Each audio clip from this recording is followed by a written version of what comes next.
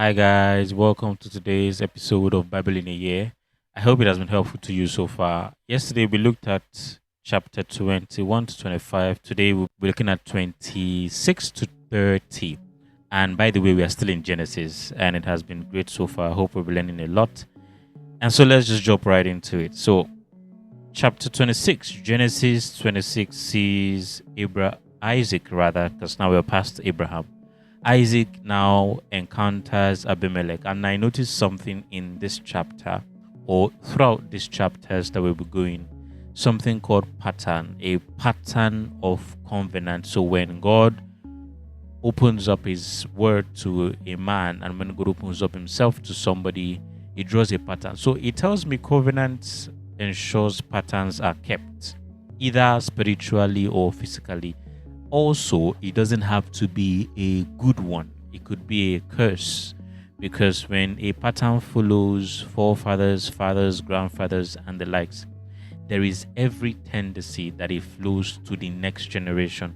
So we see this pattern. So there's a famine in the land, and then Isaac goes to the king Abimelech, to the Philistines in Gerar, and then he does the same thing that his father did. Oh, please don't let them kill me because you're a fine woman. So he tells his wife, tell them I am your brother, right? He tells Rebecca, tell them I am your brother. And then the same thing happens to Abimelech.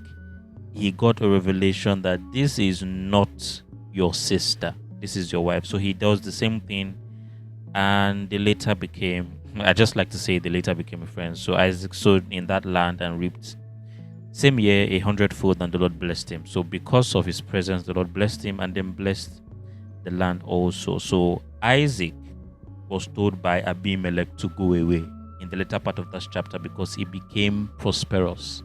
His possession was a lot that the Philistines began to envy him. And then Abimelech later went to Isaac because he saw that the hand of the Lord was with Isaac. So the next chapter sees Isaac blessing Jacob. Now, Isaac gave birth to two sons at this point, Esau and Jacob. And then it was a customary thing for then, even now I believe so, that when someone who's old and who has walked with God for a long time carries a mantle, so they have to pass it on to the next generation, to the next son in line, the first son, who supposedly is the first son and who's supposed to carry the covenant with God. So it happens now, and this is why I would pause here and say that it is very important to mind who you get married to. So Isaac got up and says to Esau, go and get me a game, go and hunt, get me something, cook a meal, let me bless you before I die. Basically that's it. And Jacob was not even in the presence when this happened, but Rebecca, the mother of Jacob, was listening.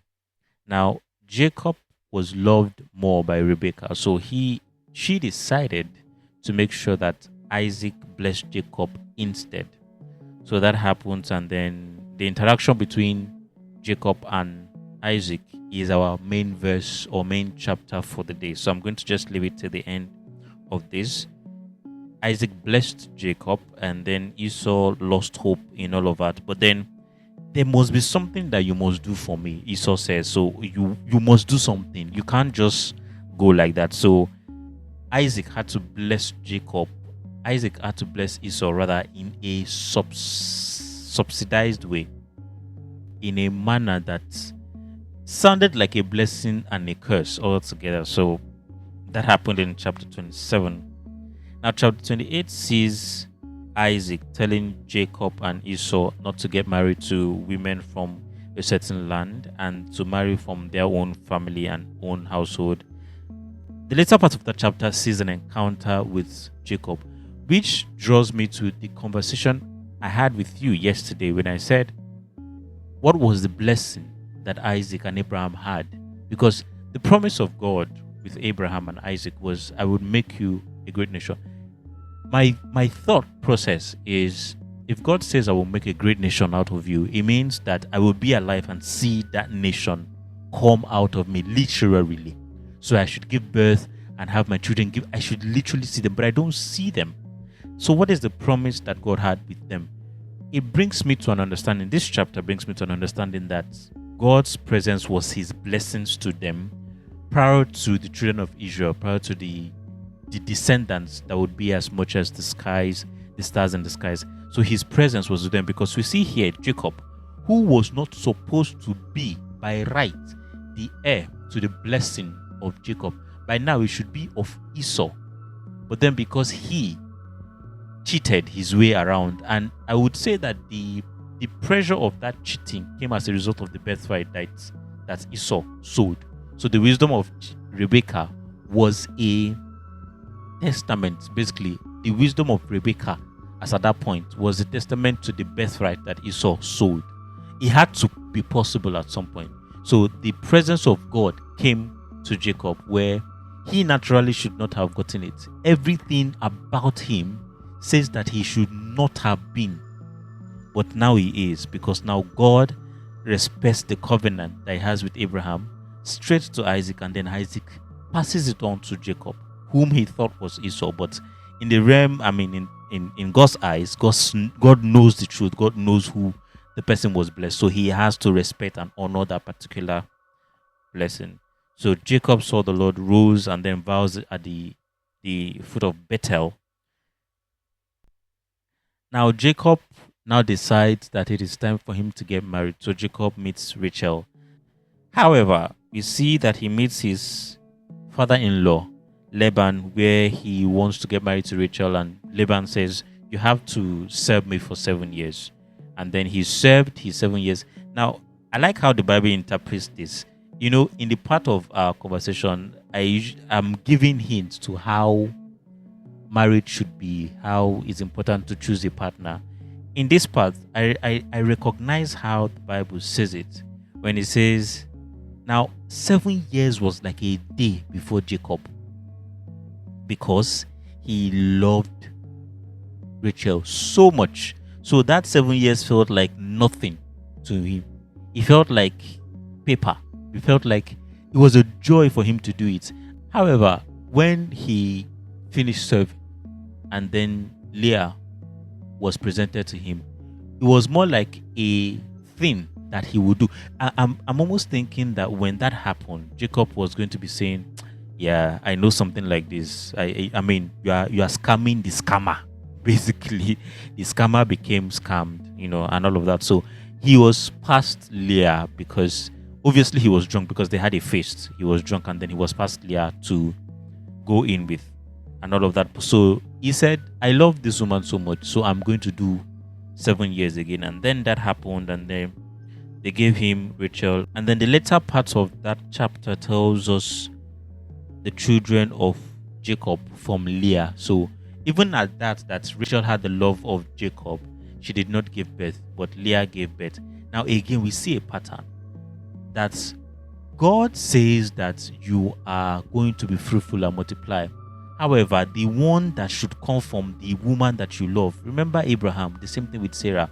Now we see Jacob having the same problem, where Rachel, the woman that he loves, did not or was not able to give birth.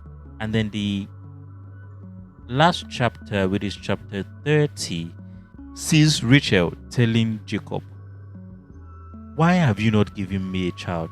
Why? And Jacob says, am I God that would, put the baby in you? I'm not God, right? So that happens, and then now Rachel did the same thing that Sarah did. Why don't you go into my servant, so that I have some sort of connection with you, that I know that somebody with me had carried your child, so that I will be comforted by that. So Jacob did the same thing, and then when Leah saw also that she was not able to give birth also, so she decided also to give her servant to Jacob.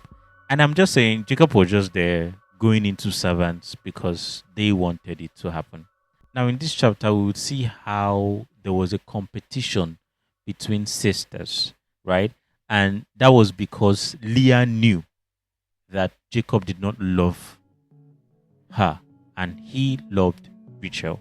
However, why Laban gave Leah to Jacob was because it is abominable for, according to the custom of then, it was abominable for an elder sister to be unmarried while the younger sister was about to get married, and that just sprung up some sort of competition between them, an unhealthy rivalry. Our main verse for today would be chapter 27, where Isaac blesses Jacob.